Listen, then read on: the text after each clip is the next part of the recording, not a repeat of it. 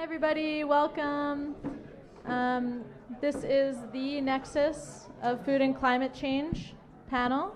Thank you all for joining us. I'm Katie Spradley, I'm with the Tamer Center, and I'm just here to introduce the panel.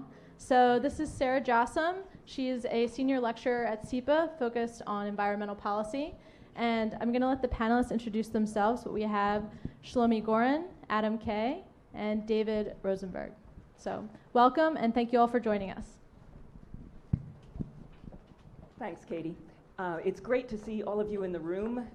What we're going to do today is have a very brief but exciting give and take on a critical component of concern over climate change, which is food and food production, as well as consumption. So the panel's objective is really big. It's like, oh my gosh, impact of climate on food and food on climate. So in the next hour, we only have time to hear from 3 innovative entrepreneurs working in different aspects of sustainable food systems. And they work on both quantity and quality of food and also of food consumption. So I will give a very brief introduction, and then we will get into their thoughts. So on my left is Shlomi Goren from Rilbite, which makes plant-based minced meat, very simple ingredients. Their tagline on one of their websites is "The burger that saves the world." Adam Kaye is next with Spare Food Co. And instead of on the production side, he's on the consumption side of looking at how to design waste out of food systems.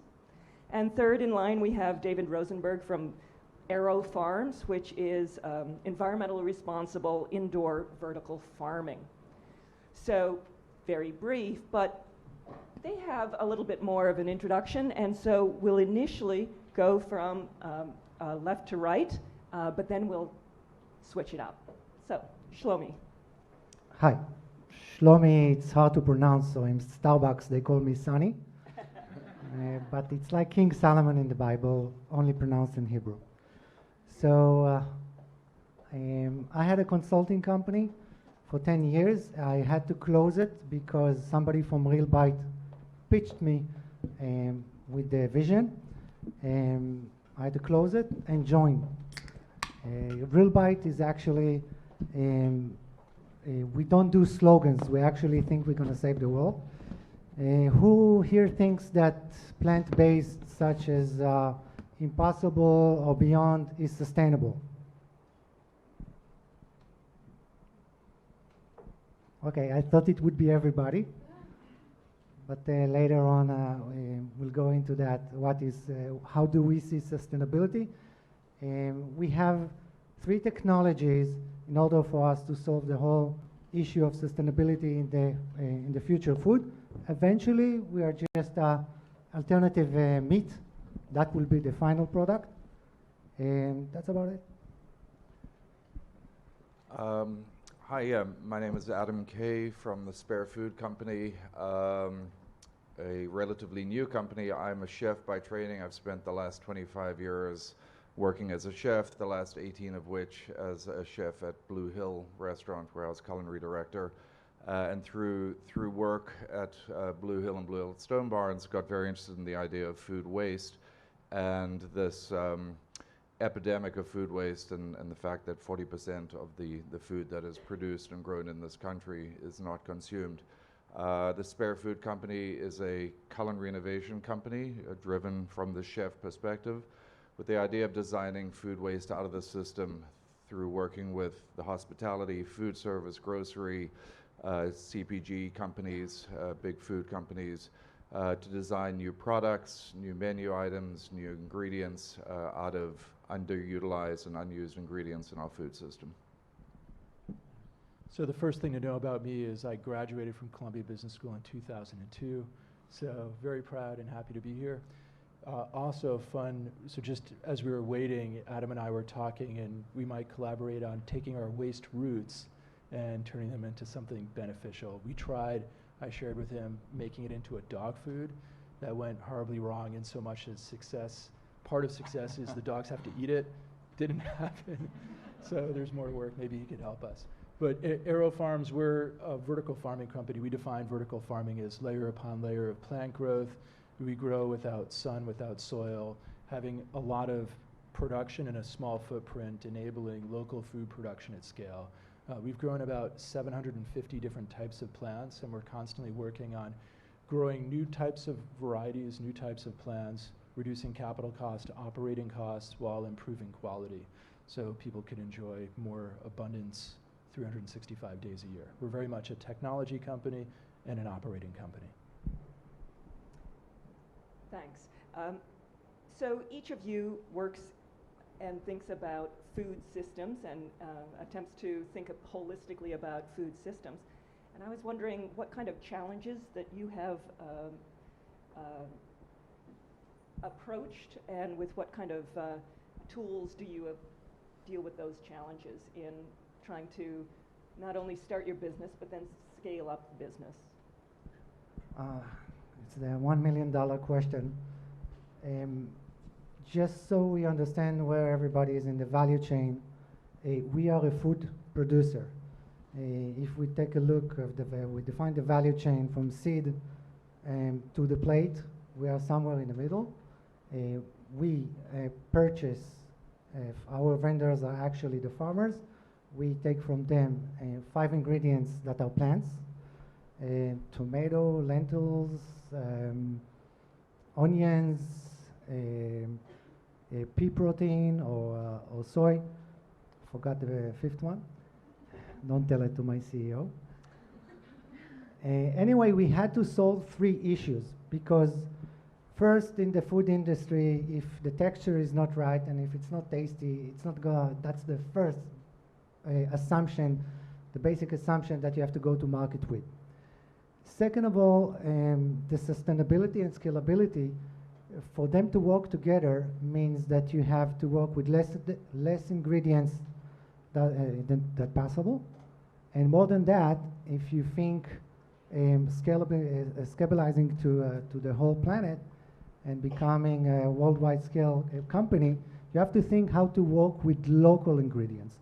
Imagine that Coca-Cola had to send the water to Israel so it would taste the same, instead of using the water in Israel to make Coca-Cola in Israel. So this is what we think most companies are doing. They are not working with local ingredients. Take, for example, all the food that has 40 ingredients and above. You have to ship around ingredients all over. So our technology first had to solve the issue of how do we work with local ingredients, meaning if you don't have the right onion, if you don't have the right tomato, how do we work with a different one, or how do we take something from the ingredient list, bring in another 2 that grows in the same place, and work with that. The other thing is the hardware to do that. You need to have a special production line that you can ship anywhere and work with that. You cannot do all the food from Israel and then ship it frozen all over the world. So first was the technology to bind the plants. Second was the technology to do the production line. And third technology was to make our own textured vegetable protein. Because imagine now we are burning forests to get some soy, and 10 years from now, 20 years from now, you can't get pea, or it may be more expensive, or people don't want to use it anymore. We had to think of a way how 20 years from now we can make our own textured protein, vegetable protein, from one ingredient. So those were the challenges. We combined all 3 technologies into making just an alternative meat, which the market sees it as something simple, using all technologies. Thank you. Yeah, so I guess I touched on a little earlier. I mean, the big problem is this statistic of 40% of food in this country that is produced and grown that is not consumed, which is obviously not sustainable. We also compound that with what we know, that approximately 25% of greenhouse gas emissions are from land and agricultural use. So you put those 2 things together, and you realize that dealing with this issue of food waste is really a critical part of the climate change discussion. The perspective that we're coming to, though, at the Spare Food Company on this is really looking at this problem as far upstream as we can. There's a lot of work, and the subject of food waste is increasingly becoming front and center in the public discourse because it has to. But a lot of the work that is being done in the food waste sector tends to be a lot more reactive and responsive. They are actually responses and not trying to get to the root of the cause. So there's a lot of incredibly good work around composting and anaerobic digesters and food recovery and redistribution. And interestingly enough, that's also where most of the funding for food waste related work is ending up in those areas. We're focusing a little bit more upstream, actually all the way upstream, at this point of source reduction. How do you prevent it from happening in the first place? A few years back, the Environmental Protection Agency put out what they called the food recovery hierarchy. It looks like an inverted pyramid. I don't know if anyone's familiar with that. With the bottom of the triangle being landfill, sort of the worst case scenario, and the top, the widest part of that inverted triangle, being source reduction. And what I find fascinating is that composting, which is obviously an incredibly important part of the equation, is actually the second to lowest part of that hierarchy, with feeding animals above it. And my contention as a chef, and my bias, is who better to be talking about source reduction than the culinary community, and sort of approaching this problem of cooking with everything we have in our food system, which is really the way people always existed, and this problem's a very modern problem. So kind of reaching back in a way, in some ways it's very reactionary. What we're doing is really trying to look at sort of taking that nose to tail approach, let's say, of eating, and applying it to an entire system of food production, where instead of cherry picking what we sort of deem as being valuable in the food system, we actually using holistically the entire output of our food system. So it's building on that. When I, out of business school, I built a nanotech company that I led till 2011, and then selling it, started up actually an anaerobic digestion company. So I was in a vertical farming company, what's today Aero Farms. Tried building a plug flow anaerobic digestion company that couldn't get the tech to work. So then vertical farming seemed easier. But so I was looking at solving food waste, helping solve food waste, and then in Aero Farms, it really started from inspired around water. So 70% of our fresh water goes to ag, 70% of our freshwater contamination comes from ag. So if you want to solve water, one really needs to solve ag. And then saw that LEDs, light emitting diodes, the costs were going down, and that was really the catalyst of thinking there's a business. The problems we have to solve now, so of the 750 different plants we grow, we know how to make money on less than 50 of them. So how do we make more money and grow plants that we could sell plants profitably? Part of our value proposition that we've come to appreciate is pesticide free. So disgusting fact, but better to know stuff than not know stuff. So when you have a salad and you buy it organic, non-organic, whatever, after you wash it thoroughly, there's still on average 7 pesticides on that salad. So here we grow plants without pesticides, herbicides, fungicides. And it's my one sales pitch. It's sold under Dream Greens. You could get it on Fresh Direct or other retailers here. But that ended up being cool. So then when we grow new plants, that's been the bar for us. Can we grow without pesticides, herbicides, fungicides? And then how do we lower the operating cost? Energy is a big part of our operating cost. So it turns out plants don't need sun, they need spectrum. So what spectrum optimizes photosynthesis? What's wasted spectrum? The energy hog in spectrum is yellow spectrum. So you could strip it out. Most of the reds and blues are what optimize photosynthesis, and they're a cooler spectrum. Cooler meaning they don't have as much energy, as much heat. We don't want heat. So strip away the heat, and it lowers our operating costs. And we really measure the chlorophyll, what fills up chlorophyll, what doesn't. So of the 160 people at Aero Farms. Most of them are plant scientists, plant physiologists, engineers, operators, looking holistically of how do we reduce capital costs like water. We could grow a plant using 95% less water, so how do we keep water in closed loops? How do we have filtration that takes out algae, leaves in nutrients and micronutrients? What's the amount of water plants need? How do you optimize transpiration, minimize evaporation, and then there are diminishing returns of transpiration.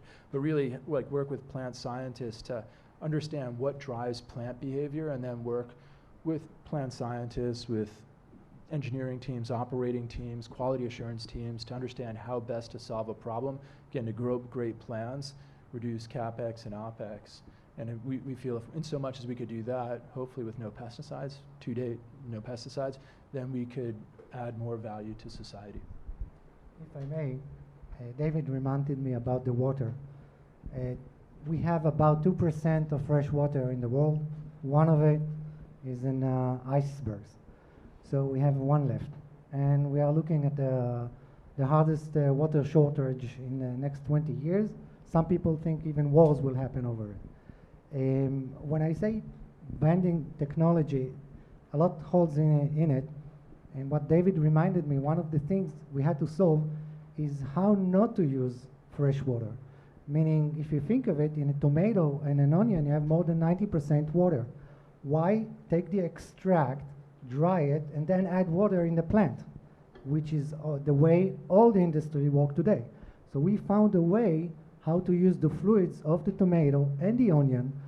So if you look today at a container full of patties of plant-based, never mind the brand, half of it is water. In our container, you wouldn't find any water added to the process itself, because we put the tomato and the onion as is into the process with its fluids. So it's one way to think out of the box, not use old technologies, old food technologies, and save water. Okay, so I want to soften up you as the audience to be thinking about questions for our panelists. Do we have any questions right now? If not, okay. I've always wondered, I've worked for organic farm that started about 4 years, 5 years, and we actually do composting, but vertical farming, I've looked at tests for vertical farming, but have we performed like a carbon accounting assessment of the carbon intensity of vertical farming compared to like regular conservative agriculture? We've done our assessment of our CO2, and from an energy standpoint, there are three main uses. It's lights, most of it's lights, then it's like pumps, and then HVAC. And so we've done ours. Then the question is what to do with it. So if you look at the industry, for example, if you grow a plant, most of our leafy greens are in Salinas, San Joaquin, then it goes to Mexico or some Arizona and New Mexico. And if 25% of California's electricity bill is moving water. For Salinas, it's moving water from the Colorado River to Salinas. Do you count that?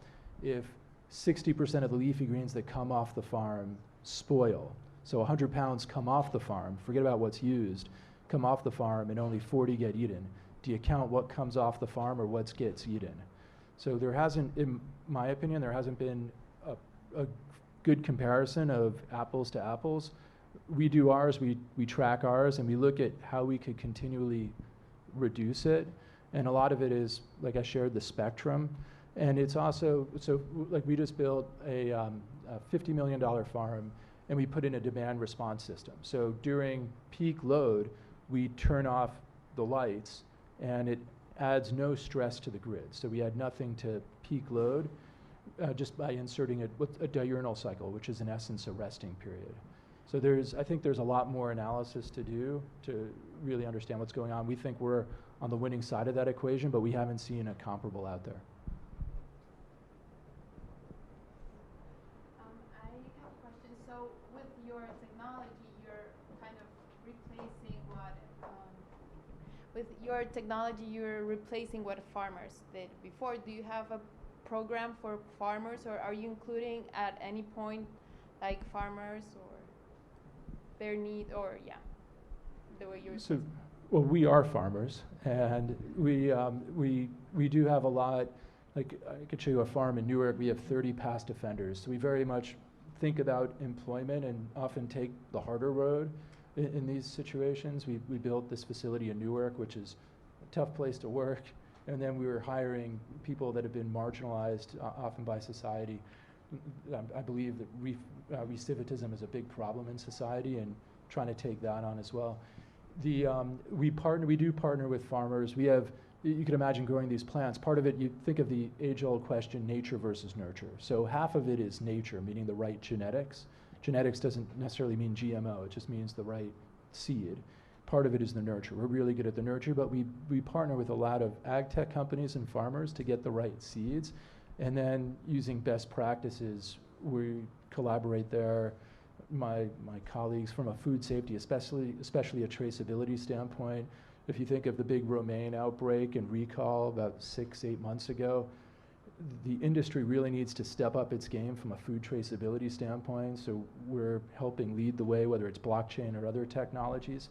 And in some cases, it's competitive, but just to be frank, I mean, we are less than a fraction of a percent. So right now, the whole industry is relatively new, and I think there's a lot of collaboration here.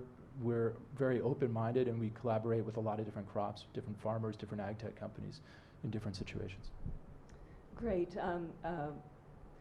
Going off that question, each of you seem to have a component of justice, concern about food justice in your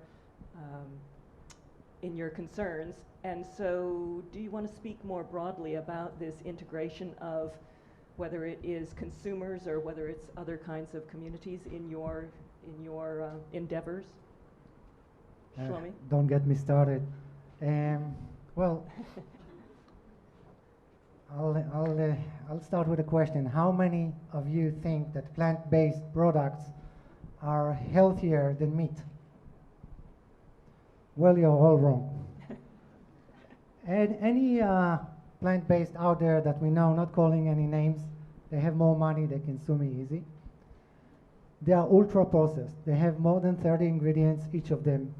Nothing but water in it is good for you. I would eat a steak any day and not a plant-based burger that is out there in the market today. And so should you, and so for your kids. None of them would go through the door of the K-12 program feeding kids, which is a high standard of what to feed kids in Meatless Monday. So what we thought should be also solved is not only the sustainability. There is this much you can do in the name of sustainability. You cannot feed the people, excuse my French, shit in the name of sustainability. But you do eat it. And you don't think it's, of course people smoke, but when you smoke, you know you are taking something wrong. When all of you taking plant-based, you think you're eating healthy, but you're not. It's more processed than a hot dog. And we all heard from the Ministry of Health of the US, stop eating ultra-processed food because it can give you heart attacks, diabetes, et cetera, et cetera, et cetera. So what did the industry do? Came in the back door and gave you ultra-processed in the name of sustainability. So we thought we should bring something healthy.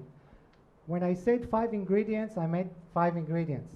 We found a way to bind those 5 ingredients during the process, meaning we do not add additives, we don't have binders, meaning you get a Mediterranean diet inside a burger. And this is just. People are led to think that because it's green, because it's plant-based and all the packaging is green and green and green, they think they are eating healthy, and that's not just. And just is bringing the food of future should be healthy. So, Adam, would you like to add? Yeah, I mean, firstly, I think Shlomi is absolutely correct. I think it needs to be healthy. It also needs to taste good. Otherwise, what's the point? Can you tell us a little bit more about how you address that challenge? Of making things taste good? Yes, in your education of the... How much time do you have? We can go the, through some recipes, or? Well, so you're avoiding ultra processed. Yeah, listen, I believe in healthy, well-grown, tasty ingredients as a start. That's a great place to start. I also believe in cooking, and you know, working with those ingredients and creating healthy food that is appealing to people using those. You know, and also in so doing, tipping the balance whereby a Twinkie isn't cheaper than a than a healthy salad. But just to get back to your question around food justice, I mean, I think the issue of food waste, I mean, you can just sort of run down the list of food justice issues when it comes to food waste. I mean, the fact that 40% of food is not being consumed, is being thrown away. You've got 1 in 13 households in this country are food insecure. In the city, 1 in 6 children in New York City are food insecure. There's an obvious, I mean, it's sort of, you know, how do you reconcile that? You know, you speak about farmers, for example, that this idea of finding lost value in our food system and generating additional revenue for farmers who are putting their resources into growing, putting their time, their labor, their money into growing product, and us then trying to figure out how can we maximize the utilization of that product. The fact that you know, broccoli florets are about 30% of the broccoli plant. What happens to the rest of the plant? We know that the leaves are more nutritious actually than the florets themselves. Where's the market for the leaves, right? You know, chefs got everyone very excited about kale and some other ingredients. Why can't we do the same with broccoli leaves and create a new revenue stream for the farmers? So, I mean, like I said, you can just sort of run down the list, but at the end of the day, am I coming to the issue of food waste from a social justice perspective? Actually, I'm not. I must be entirely honest. In fact, I didn't even come to it from an environmental perspective. That awareness actually came later. I simply came at it from this creative challenge, if you will, of looking at the totality of our ingredients, looking at our walk-ins, looking at our refrigerators, and seeing lost value, lost culinary value in our system. Once you go down that rabbit hole, you can start checking off all these other issues as well. So I'll give you an example I like, which is, imagine you or me, we're trying to bring people together. On one hand, we have all these Columbia grads at school. On the other hand, we have a lot of people that are past offenders. So food is the common piece that brings people together. So we would serve free salads for people and find that people from a lower social economic demographic didn't eat the salads. So we realized at a certain age, our food eating habits just become like solidified, and it's hard to change. So we put a farm in a school in Newark where some of our employees, their kids went to school, K through 8th grade, had the kids, the 6th graders, grow, seed, grow, harvest, and eventually we moved it to the cafeteria itself right near the salad bar. Our Trojan horse, if you will, was chervil. Chervil tastes like licorice. Then we went to baby basil, then collard greens. Kids don't like harsher, peppery tastes. And the short of it is, we got the kids to eat the vegetables instead of the fries. Proud Michelle Obama, her last year as First Lady, she came to visit this to celebrate our success. And now this is a program that we're rolling out. Okay, do we have another audience question?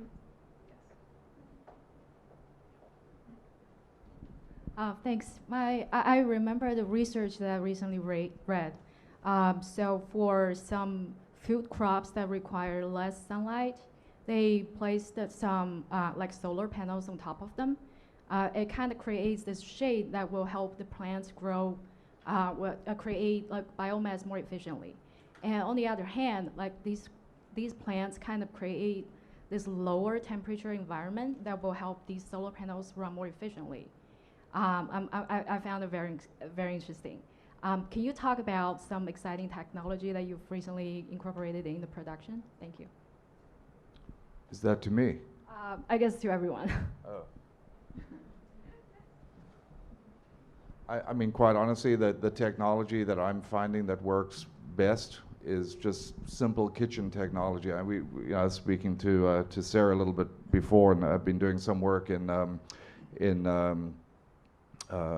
college campuses actually, and dealing with food service in college campuses, and a big part of the work that we're doing is actually just leveraging basic kitchen equipment to solve the issue of wasted food in kitchens, in corporate cafeterias and college dining cafeterias. And there's actually, it's quite interesting, there's a real interest in the food equipment. You think like Cuisinart and, wearing blenders, in terms of how these very simple kitchen implements can actually have huge impacts of transforming product that ordinarily people think, well, does not have the greatest culinary value into something that actually turns out to be quite delicious. I know that's not quite solar panels over plants, but sometimes the simplest solutions are the most effective. So at AeroFarms, we're more a data science company than anything else. So here, using machine learning, I would say, and I'll give an example. So we grow our growth media instead of soil. We've used 150 different types of growth media from an R&D standpoint. From leafy greens, we use a material that's actually made out of recycled plastic bottles. So it's 100% recyclable and it's 100% reusable. We plant on the cloth, which if anyone's been to a greenhouse, typically you grow in a cup, and that cup has a defined space to its neighboring cup. Here, at a touch of a key, we have automatic seeding, so we could change the seed spacing of the seed density, which could be a tenfold difference over another varietal. And one way to think of what happens when the seed spacing changes, imagine if two seeds are close together, they fight for light, you have stemmier plants. So part of our algorithm in which we grow is defining that seed spacing. This is an example where like machine learning helped inform that algorithm. You have a good contrast from a machine vision standpoint of imaging seeds on white cloth and then optimizing the spacing and the seed density. In our case, the latest technology we developed with the texture vegetable protein is not only to do that, but to play with the texture of it. We managed to do something rubbery, looks like licorice, if I show you the video, and that gives us another aspect of texture. You can do a lot of things with it without adding more ingredients to cover for it. So it's like two birds at one shot. Adam, I wanted to return to your idea of finding creativity in the simple in some ways, and I was wondering whether you have found a certain avenue of education. Can you educate people to creativity, or do you find that basic creativity when they're allowed that space? Yeah. It sort of depends who your audience is, I guess, when you're talking to. If we're dealing with a group of chefs, I think there is a lot that you can kind of tap into just in terms of culinary history and culinary know-how that can pay huge dividends. As I said earlier, this is not a new idea, right? That you could sort of throw a dart at a map of the world and you'll land on some culinary tradition that is sort of based on this idea of utilizing everything, right? Whether you're in Mexico or in Russia or in the south of France or in Italy. So leveraging that power, the power of history and the power of tradition and culinary traditions, I think is hugely beneficial and powerful. I also just think educating people, I mean, there's some really effective educational campaigns out there just in terms of the public. We are not involved as much in that because it's very difficult to get into, about 130 million households in this country. So we're looking to see where can we get the biggest bang for our buck, working with larger food service corporations, working with the grocery sector, places that are touching a lot of people and are influencing the decisions that people make. so that you can start to move the needle through that. But ultimately, I think there's a lot of different ways that you have to approach this issue.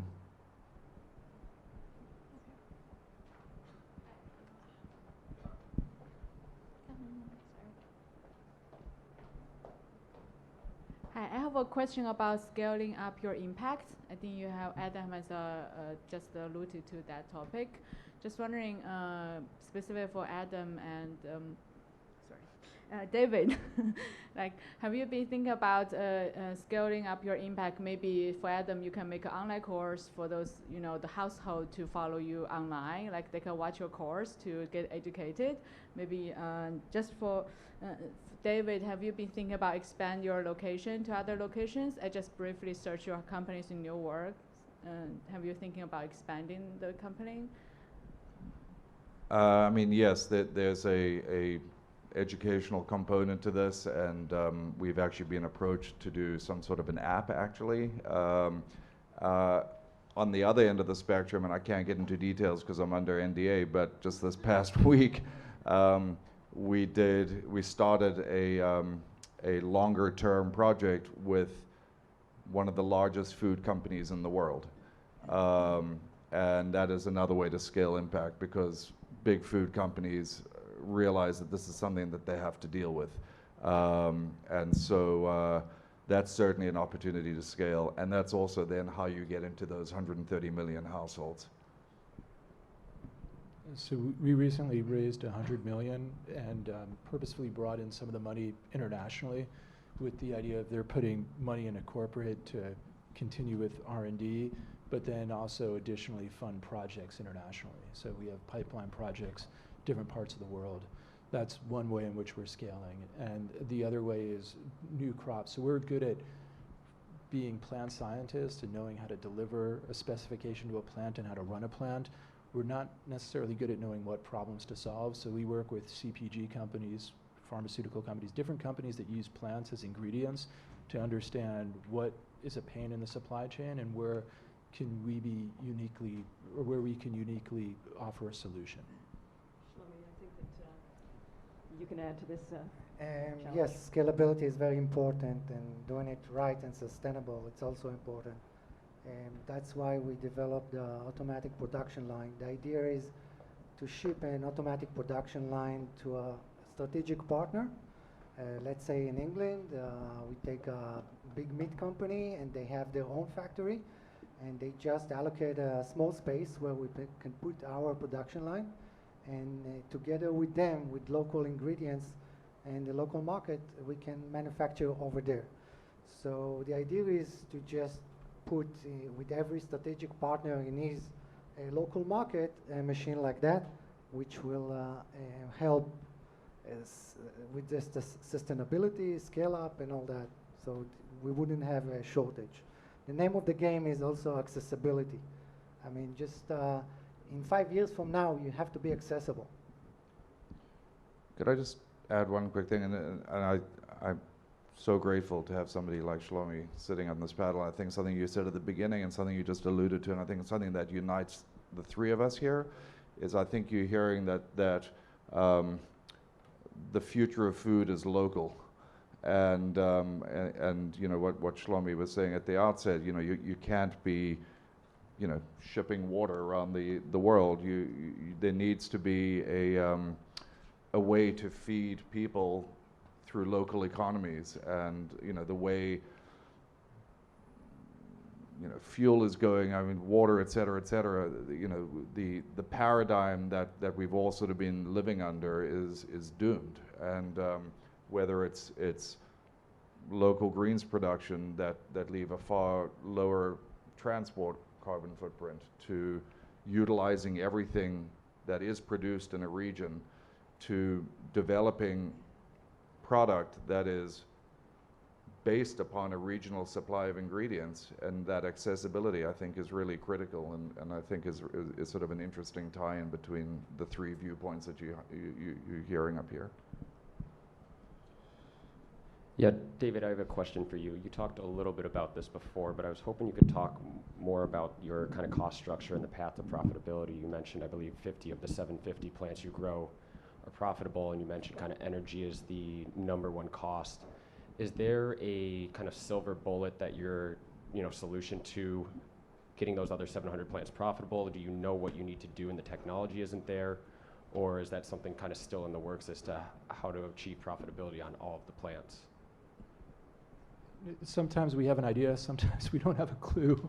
It's sometimes we're just like, it starts off with, like, we think about the world in an R&D phase, a pilot phase, a commercialization phase, and how a plant, like going to an R&D, can we hit a certain metric that gives us confidence we could hit profitability. So even though it starts with we don't have a clue, we quickly try and get a clue, and then we either kill a project or we move it on. Like with leafy greens, I'll share, when we started growing a plant, I'm like a kid from the Bronx. I didn't grow up on a farm, but we were growing plants in 20 days. Now today, commercially grown, we're growing a plant in 14 days. That's in our 4th iteration of design. I could show you our 5th iteration of design that's growing a plant in 12 days. So we'll commercialize that. That means for a relatively similar amount of CapEx, we have more output, more revenue, more profitability. So a lot of it has to do with yields, and yields are funny. Our head of R&D would say, growing plants is like squeezing a balloon. You get it to pop up in one side, but it pops up in another way you don't necessarily want. So how do you get quality and yields in the same way? And there are lots of ways to kind of grow plants. How do you grow it well? And then the problems one solves small don't evolve to big. So our last farm is about the size of this building, but I could show you plants growing very different crops, the size of this room, and I know the problems we have to solve when we get to the building are very different. So it's really, and before we make, let's say, a $50 million bet, how do we segment it so we're making the right bets, and how do we prove out through pilot scale that we have the tools to grow? I think my sense in this space called vertical farming, 90% of the players are going to go out of business because there's this concept of, oh, I've grown a potted plant, I could be a farmer. And it's just very different problems to solve at scale and hitting quality. So is there one silver bullet? No. It's a lot of different, when I say we've gone from 20 days to 14, it wasn't one thing, it was a lot of different things and just chipping away. The details matter, the pennies matter, and we're focused on the design, the operations, and those details. I'm going to quickly interject because I get to, and ask you about the cultural component of farming and food, which seems to be stripped out of a technological perspective of growing food. Do you struggle with that, or do you just point out that the majority of food will always be in the soil somewhere? We do spend a lot of time on culture, and we're fortunate. We get about 2,000 resumes a month. So a lot of people, whatever we're doing, they're attracted to our mission, and which makes my job easy because we're getting a lot of like-minded people. And I co-chair the Circular Economy Task Force for the World Economic Forum, better known for Davos, but we do a lot more besides Davos. And here it's like, how do we instill these values, these principles? So one of which is do more with less, use less waste.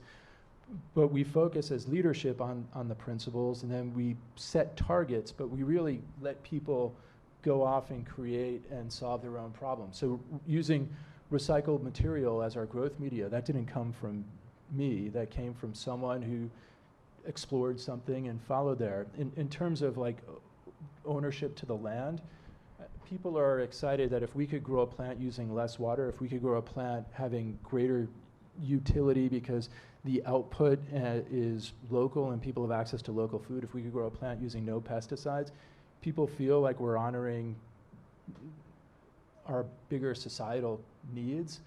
And then it's, at the end of the day, it's understanding what's good for the customer. So what they want is not a plant grown in soil, what they want is a healthy plant. They want vitamin nutritional density, they want pesticide free, they want flavor. My biggest surprise, by the way, in this journey is that we could like compete on taste and texture more than we're competing on fresh. And by the way, I always get, how come you didn't bring product? So today I brought product, and for those who want to try, I brought arugula and pak choi, and forget about the fact that it's been in my car and then hasn't been honoring the cold chain, but if for those who want to try a very peppery arugula or a very crispy pak choi, happy to give out samples in a very unsanitary, just handing them out as is, but we won't tell quality assurance.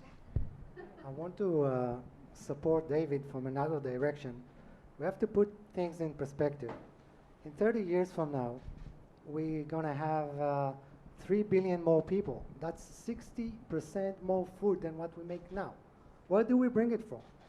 So, okay, let's say we can't use animals as much. Everybody knows that. So everything's going to come from plants. So you cannot keep on growing plants the way you did today. The agriculture has to develop, and David's solution is amazing because for my factory to feed the people, I need lots of plants, and I need them faster. So the connection of the land and technology is very necessary here. It's not coming on the account of something else. We have to go in those paths and in those solutions. I would just add as a counterpoint to that we can capture some of that in some of that food that we already are wasting. My concern is we produce more food, we waste more food. You're doing a great thing. Unfortunately, the reality as I'm seeing it in large-scale cafeterias, a lot of those incredible burgers that you're creating are not going to get consumed. So this has to be, sort of have to come at this problem from two sides at the same time, I think, and I think we probably would all agree with that. I don't want us all. I'm not sure that's the right way to say it. I don't want to prop up a broken system. I'll put it to you that way. Is my concern, and because you're right, I don't know how we're going to feed all those people. Hi, so you guys have all kind of alluded to it, but I'd like to ask it a different way. So I've heard something like 50% of farms are going to change hands in the next 10 years. Do you guys think that this is just a social and cultural disappointment or change that's taking place, or do you see it as being a direct threat to what you guys are trying to accomplish? Change hands meaning change of ownership? Change of ownership. I mean, it's essentially that family farms and communities are going to disappear, and it's going to move more towards, I would guess, factory farming and a higher process. In the next 10 years? Farming. Much of what's happening is a consolidation of farming. So that is part of what the underlying his concern. So you do have this industrial ag coming, and as a result, costs go down. My guess is most of that's on the smallholder farmer in the developing world and places like that, where I personally think the business model. I used to be on the New Vision of Ag, like consortium in the World Economic Forum, and that we constantly were dealing with this problem. And I think the smallholder farmer as a business model is tough, and there's better economics, shared economics, and a lot of it's not necessarily the growing, it's the processing and selling. Actually, if you think of the term farm out your work, not surprisingly, it comes from the farming industry. And you look at a lot of farmers, at least in the US, and you ask, what do you do? And a lot of the big farmers aren't farmers. They're processors, they're packagers, washers, and sellers. And that gets the cost down because we as society want very cheap food. Often it comes with very clumsy food, like over pesticiding, herbiciding, and over fertilizing, which damages the world and like agriculture and farmland and water. But I like one of the other issues is in the U.S., for example, it's very like we pass it on to next generation and next generation, and the kids now don't want to be farmers. There's a trend of urbanization. One of the things like Secretary Vilsack was excited to meet with us because we get all these people want to come to Aero Farms, so now you have young people that are interested in farming. So it's this new kind of positive trend. I don't know how small it is, but he's seeing some of the numbers looking at companies like Aero Farms and probably my fellow panelists, where people understand, A, this industry isn't going away. From a Silicon Valley standpoint, this is my fourth Silicon Valley backed company, there's a sense that this space has been underinvested in a long time, so there are inefficiencies all over the value chain, and that's the best way to start a company is look for problems. There's tons of problems in agriculture, so I encourage all you budding entrepreneurs to look at this space. So I do think there's going to be a lot of changes. I don't think all of a sudden vertical farming is going to take big chunks of the growing system. I think there's just too much. These systems take a long time to develop. If you think of that, we know how to grow 50 crops or just under 50 profitably. That's going to move up. It's going to move the dial. But the real dial is cash crops, corn, wheat, soy. And it's a long time till we get those economics working. Hi. I have sort of two questions that I think are related, which is your growing medium, you say, is recycled plastic. And so I have two questions about that. One is the safety factor of the plant sucking up microplastics. And the other is whether, assuming that it is safe, that that is a viable growing medium for green roof gardening, where now New York City has mandated green roofs on new construction of a certain size, which might really give you some local production. So this is a long conversation. As luck would have it, my last nanotech company was in waterproofing of concrete construction, and we developed like the largest green roof in the country and a lot of other green roofs. So green roofs are, I think they look really good. There's lots of, we won't make this so there's lots of structural issues and waterproofing issues that relate to green roofs. And when you put down all this soil, it's really hard to get at problems when they occur. And membranes, they break all the time. You basically want to put a plastic bag on a roof. So theoretically, it sounds really good from a farming standpoint. Like good farmers, you have to till the soil and move the soil around. It's just not going to happen. So the feasibility of like growing, like nice little stories here and there, fine. But if you want like real, like feed the world on roofs, I don't believe that happens, whether it's in a greenhouse or on a field. So I think very low chance of that having real impact. As it relates to the microplastic, so our plastic holds the seeds, the roots go down, and we missed nutrition to the root structure, and we've tested our plants for all sort of nutrients and micronutrients and other aspects. We don't see any absorption of plastics in there. Okay. In the far back. I like the hesitation. It's like all this power of, not you, all right. It's actually the lack of vision on my part. Hi, my name is Jonas Goldman, co-founder of Scarcity Analytics. We aim to translate weather and financial models to help consumers preempt price shocks, which from weather events, as we know, are going to be more common during climate change. In the food supply system, my question for Mr. Gonen. Your company deals with building resiliency by bringing the manufacturing of food products closer to the source. What other forms of food chain logistics, supply chain resiliency have you seen be incorporated into the field of food processing? I didn't understand the question. Besides bringing the manufacture of the product itself closer to the food processor, what other strategies have you seen food processors take to increase the resiliency of their operation in light of climate change and increasing volatility in the agricultural sector? I'm not coming from the food industry. A year ago, I was a consultant doing business plans, studied in a business school. What do you know? Not as good as this one.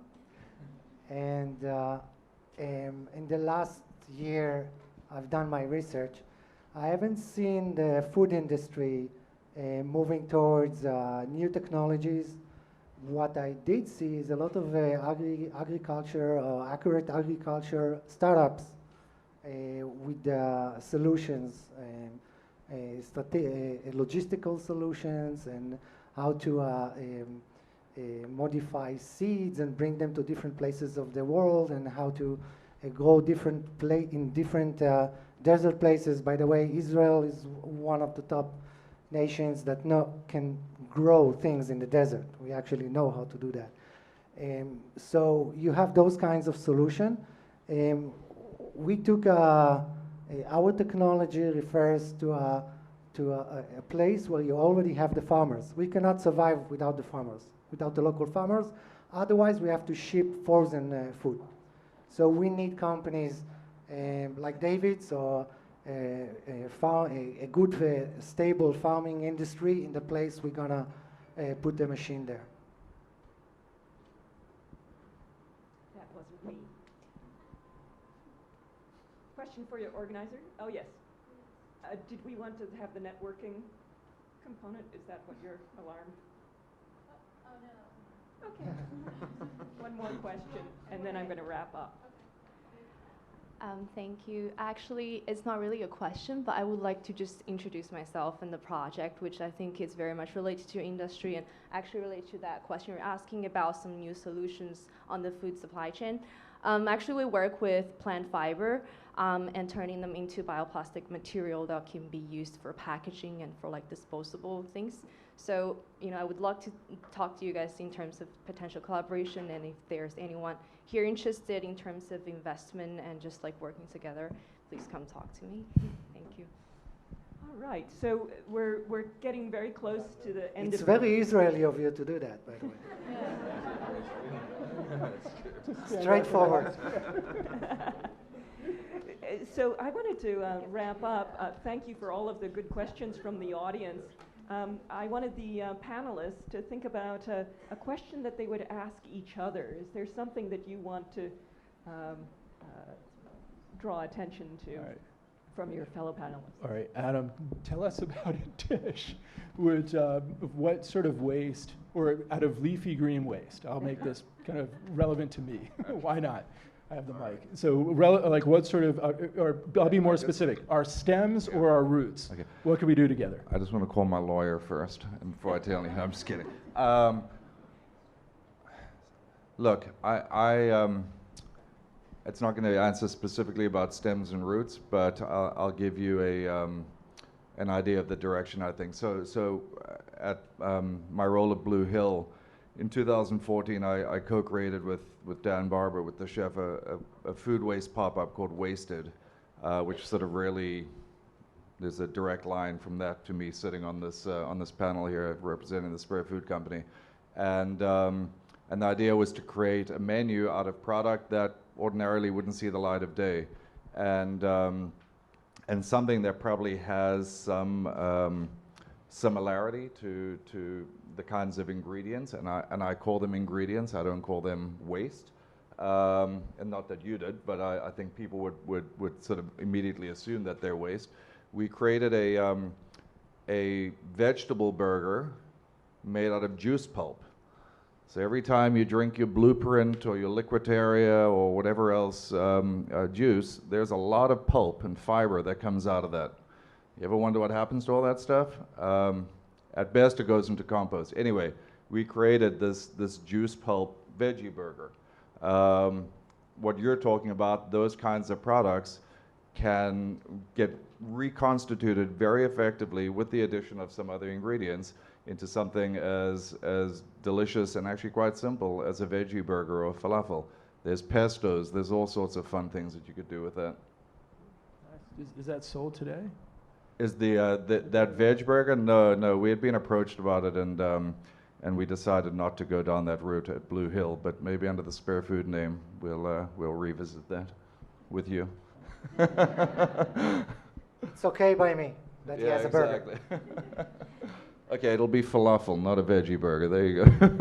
Don't worry about it. In the pipeline, we got eggs, we got nuggets. We're fine. So, do you have a question for? It's not a question. It's more of. I remember we talked before coming here, and I actually saw that triangle. Adam talked about it, and I said it in our previous meeting. I see how all of us in the future have to work together for a more sustainable, food-forward approach in the future.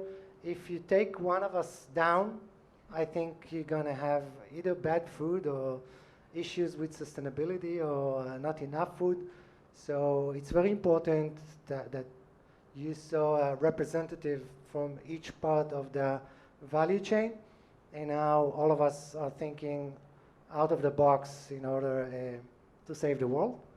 And I think in the future we will have to collaborate much more, meaning, for example, doing things together as far as products together with our binding technology and your knowledge, or buying directly from farms like David's to keep the footprint as minimum as possible. But this is how it should work. This is like the cleanest label of the food chain in the future. Great, and I just want to say that what you have all been speaking about, and this is an example of, is creating new communities, and with those new communities we can get new ideas. So I want to thank the organizers of this conference for bringing together new voices in different combinations, and I look forward to next year. So thank you very much.